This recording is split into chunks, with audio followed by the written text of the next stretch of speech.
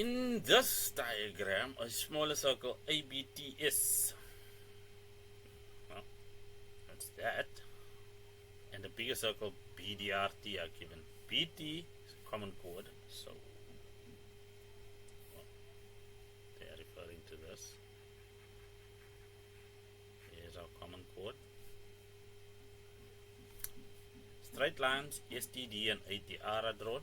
So STD and ATR. So that's ATR. Follow that, and then STD. Chords AS and DR are produced to meet in C. A point outside the two circles BS and BD are drawn.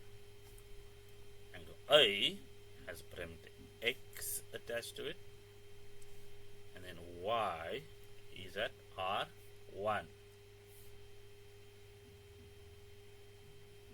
Well, it's probably worth it to flesh this out, at least in terms of the parameters. So let's give that a go. So for angle X, we can see that angle B1 will also equal X. Angles in the same segment. I think we can probably work in a different color. I think I'm going to do red, just for effect.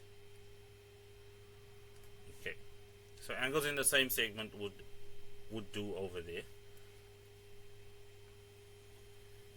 Then let's see.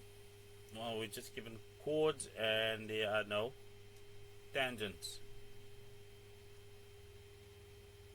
that we are being explicitly told about.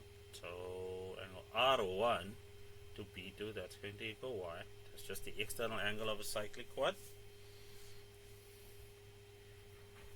If we were to have a look at this angle C over here, with respect to the triangle ACR, that's going to be 180 degrees minus X plus Y.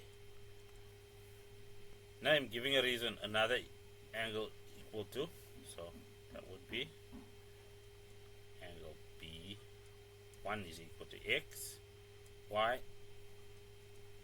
angles in the same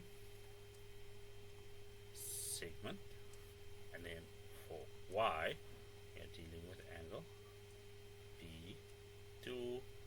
In that case we just have the external angle of the cyclic quad in the big circle.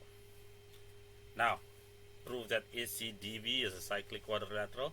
SCDB, well, for that, for number 2, what we'll say is that angle C is equal to 180 degrees minus X plus Y, and I can state that directly because we're just dealing with the angles in triangle CAR.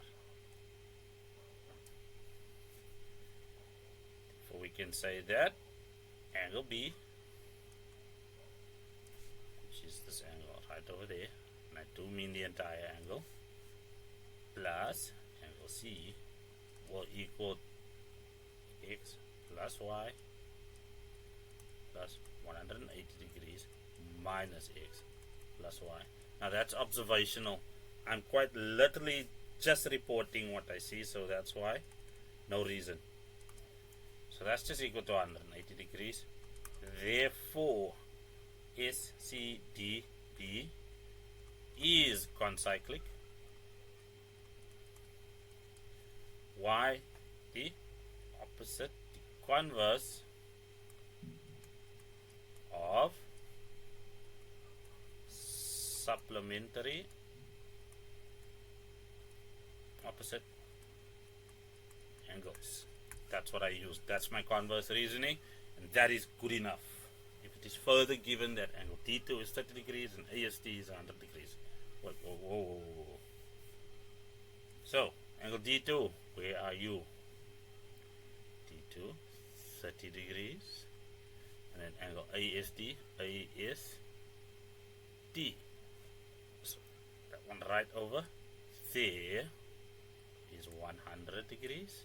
Now, prove that SD is not a diameter of circle BDS. In this case, if SD were a diameter of circle BDS, then angle B over here would need to equal 90 degrees. So hopefully that simplifies the job we have a little. So all we need is to get the measure of x plus y, and the way to do that is to realize that angle S3 is going to equal 80 degrees, angles on a straight line. So there's no guessing over there.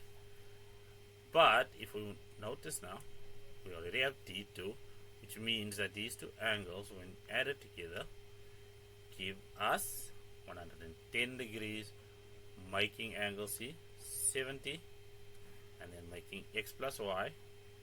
You don't need the individual measures. That's going to equal 110 degrees as well. And that's enough. That is enough. So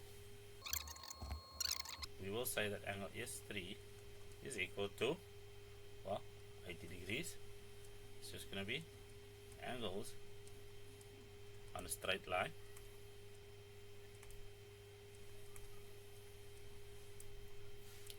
And then from there, we can confidently state that angle C is going to equal, well, 180 degrees minus 80 plus 30. Those are just the sum of the angles in triangle ACD, which gave us 70 degrees.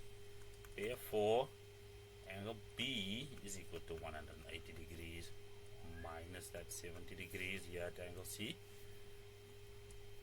And those are the opposite angles of a cyclic quad. Remember, we proved that over here in number 2. So that makes it 110 degrees. So from there, let me complete the reasoning chain over here. In that, angle B is not equal to, so therefore angle B is not equal to 90 degrees, which means that SD cannot be a diameter, because angle B is not an angle in a semicircle. So that's semicircular reasoning right there.